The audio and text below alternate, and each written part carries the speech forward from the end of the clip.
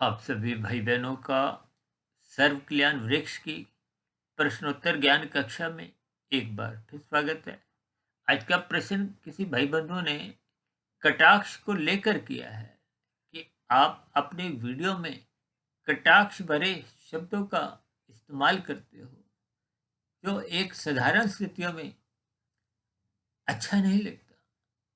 देखिए, कटाक्ष भरे शब्दों का अभिप्राय केवल इतना ही लिया जाना चाहिए कि हम तमोगुनी स्थितियों से, बुराइयों से बचें।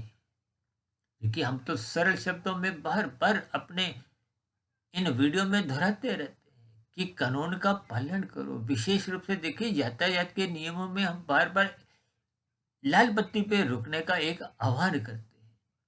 बात बहुत छोटी सी है, लेकिन ये आपके हमारे जीवन का एक स्थितियां एक सात्विक बनाने में एक सहयोग करती हैं, अपना योगदान देती हैं। क्योंकि यदि मनुष्य अपने मिले हुए जीवन में सहनशीलता को हो, अनुशासन को हो, उसके जीवन में सही समय पे पनपता नहीं है, बनता नहीं है, तो उसके जीवन में देखिए निखार नहीं आता, अनुशासन उत्पन्न ही नहीं होता। जब अनुशासन उत्पन्न नहीं होता तो इसका अभिप्राय यही है कि आपके हमारे जीवन में सात्विक स्थितियां बन नहीं पाती। देखिए, कितनी साधारण सी स्थितियां हैं, सरल शब्दों में, जो बुरी परिस्थिति से आप स्वयं गुजरना नहीं चाहते, उन बड़ी एक बुराई से, एक बुरी परिस्थितियों में आप दूसरों को उलझा देते हो। जब आपकी हरी बत्ती पे कोई विघ्न न डाले, भले ही देखिए कानून की स्थितियां तो एक अलग है, हम अभी साधारण स्तर पर बात कर रहे हैं कि जब आपकी हरी बत्ती में कोई अन्य वाहन चालक विघ्न डालता है तो आपको बुरा लगता है। ठीक इसी तरह जब आप दूसरों की हरी बत्ती का एक हिस्सा खाते हो, और शास्त्रों में तो देखिए स्पष्ट शब्दों में कहा गया है, दूसरे का हिस्सा मत खाओ, खुद कृत्य करो।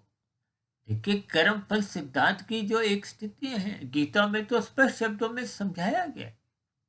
हालांकि गीता में तो भगवान श्री कृष्ण जी ने यहाँ तक कह दिया है कि अच्छे अच्छे बुद्धिमान मनुष्य भी कर्मफल सिद्धांत की स्थितियों को समझने में उनकी बुद्धि चकरा जाती है। इसलिए हम देखिए स्पष्ट शब्दों में बहुत से एक उदाहरण द्वारा कुछ, कभी कभी हम कटाक्ष भरी स्थितियों में कुछ कटु शब्दों का इस्तेमाल करते हैं, केवल इस दृष्टिकोण से कि आपके हमारे जीवन में बुराइयां उत्पन्न ही नहीं हो, आपका हमारा स्वभाव बिगड़े नहीं, आपके हमारे बुरे कर्म नहीं हो, हम कानून का पालन करें, समाज में एक सुख शांति की स्थितियां बनाने के लिए, एक सौहार्दपूर्ण प्रेम का वातावरण बनाने के लिए अपना सहयोग दें। इसलिए हमें लाल बत्ती पे रुकना होता है। और भी देखिए, सरकारी आदेश जितने भी हैं उनका पालन करना चाहिए। ये सभी स्थितियां परस्पर सहयोग की स्थितियां, भाईचारे की स्थितियां,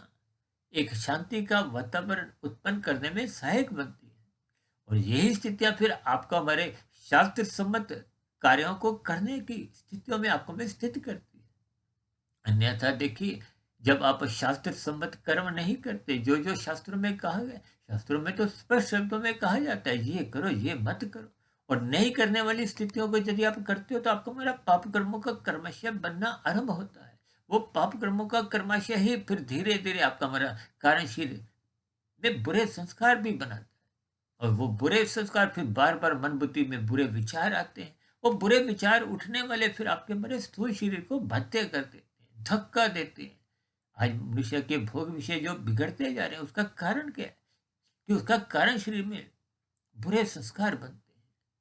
अब जो पाप कर्म, ये जो बलात्कार, हत्या जैसी स्थिति है, जिनके देखिए कारण शरीर में बहुत ही भयंकर बुरे संस्कार बन जाते हैं, वो फिर कुछ ऐसी परिस्थितियों में कब उनके वो बुरे संस्कार ऐसे वेग तूफानी स्थितियों में आते हैं, वो मन बुद्धि पे रुकते नहीं है।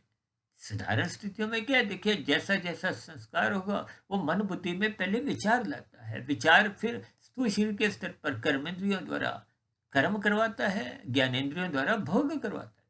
लेकिन जो भयंकर तूफानी वेग से आते हैं, अब तूफान तो आता कितनी देर के, ठीक इसी तरह ये बुरी स्थितियां, बुरे वेग ये तूफानी वेग से जब आते हैं, ये मन बुद्धि पे रुकते नहीं, और कब ये पाप कर्म करवाए जाते हैं कर्मेंद्रियों द्वारा, कब ज्ञानेंद्रियों द्वारा भोग करवाए जाते हैं। इसलिए इन सभी स्थितियों के संकेतों को आपको में ज्ञानपूर्वक समझना चाहिए, यानी कि अपने जीवन को मर्यादित रखना चाहिए। इसलिए तो भगवान श्री कृष्ण जी ने गीता में अर्जुन के रथ के 5 घोड़ों की लगाम को अपने हाथ में रखते हुए ज्ञान उपदेश इसीलिए ये दिया कि आपको अपने मिले हुए जीवन में, देखिए माता पिता भी तो बच्चों को कभी कभी कुछ कटाक्ष भरी बातें कहते हैं, व्यंग भरी स्थितियां भी को, एक तीखे स्थितियां भी को, ताकि हम बुराई से बचें।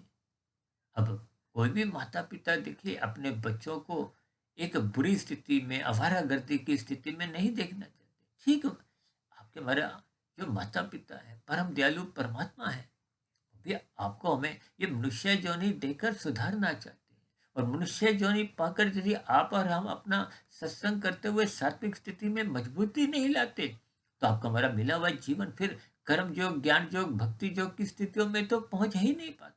इसलिए बार बार कहते हैं, कर्म कांड करो, ज्ञान पूर्वक करो, अपने कर्तव्य कर्मों का पालन करो, कानून का पालन करो, क्योंकि कर्म फल सिद्धांत में जैसा जैसा कर्म हो जाता है फिर उसका फल आना निश्चित है। ये एक सिद्धांत है कि इनमें किंतु परंतु की कहीं कोई गुंजाइश ही नहीं। इसलिए हम सभी आप भाई बहनों से विनती करते रहते हैं कि जब जब हम कोई, देखिए, कटाक्ष भरी कोई बात रखते हैं, उस पर आप शब्दों पे न जाकर उनके अर्थ ढूंढिए। हम तो बार बार कहते हैं शब्दों को 1% महत्व दो, उनमें छिपे हुए अर्थों को 10% महत्व दो। और किन भावार्थ से उस वीडियो विशेष में हमने उन शब्दों को रखा था, उनके भावार्थों को 100% महत्व दो। जब ऐसी स्थितियों को समझने की आपकी हमारी बुद्धि बन जाती है, तो निश्चित रूप से आपके हमारे कर्मों में निखार आता है। आप कानून का भी पालन करते हो, शास्त्र सम्मत कर्म करते हो, मन मर्जी की स्थितियों को लगभग महत्व ही नहीं देते, क्योंकि मन मर्जी की स्थितियां ही मनुष्य से कानून का उल्लंघन करवाती हैं, पाप कर्म करवाती है। इन सभी स्थितियों को आपको मैं ज्ञान पूर्वक समझते हुए इन शाब्दिक स्थितियों से ऊपर उठते हुए अर्थ और भावार्थों को ही महत्व देना चाहिए। इन्हीं शुभकामनाओं के साथ चर्चा विशेष का यही विराम देते हैं। आप किसी भाई बंधु का भी कोई प्रश्न हो, जो भले ही इस आध्यात्मिक ज्ञानात्मक चैनल में प्रसारित 2700 वीडियो से संबंधित हो, या एक साधारण स्तर पर आपके मन में कोई एक तर्क संगत प्रश्न उठ रहा हो, तो आपके प्रश्नों का इस सर्व कल्याण वृक्ष की प्रश्नोत्तर ज्ञान कक्षा में सदा ही स्वागत है। इस चर्चा विशेष को ध्यानपूर्वक, धैर्यपूर्वक सुनने के लिए आप सभी भाई बहनों का बहुत बहुत धन्यवाद।